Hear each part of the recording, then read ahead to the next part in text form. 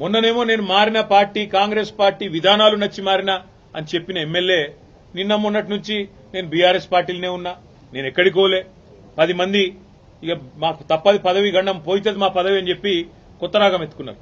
దాన్ని మా సోదరుడు ప్రశ్నిస్తే ఆయన ఇంటి మీదకి పోలీస్ ఎస్కార్ట్ పెట్టి డీసీపీలు, అడిషనల్ డీసీపీలు, ఏసీపీలు, సీఐలు ఒక గేటెడ్ కమ్యూనిటీ లోపలికి ఒక 50-100 మంది గూండాగాలు చొచ్చుకొని వచ్చి ఇవాళ ఒక ఎమ్మెల్యే ఇంటి మీద దాడి చేసే పరిస్థితి ఇప్పుడే మేము చూసినాం. ఎమ్మెల్యే గారి ఇంటి మీద దాడి చేయడమే కాదు, వారి ఇంట్లో ఉండే పెద్దలు, వారి తల్లిదండ్రులు వచ్చినప్పుడు కానీ లేదా వారి మామగారు వచ్చినప్పుడు కానీ ఉండే రూమ్, ఆ రూమ్ మీద మొత్తం అద్దాలు బలగొట్టిండ్రు. అందులో ఉన్న పెద్దలకు ఏమన్నా అయ్యింటే, ఏమన్నా జరిగింటే, జరగకూడదు ఏమైనా జరిగింటే ఎవడు బాధ్యుడు? రేవంత్ రెడ్డా లేకపోతే ఇక్కడ దాడి చేయడానికి వచ్చిన ఆరికపూడి గాంధీ? ఈ రకమైన గూండాగిరి, ఈ రకమైన దౌర్భాగ్యం హైదరాబాద్ 10 ఏళ్లలో ఎన్నడూ లేదు.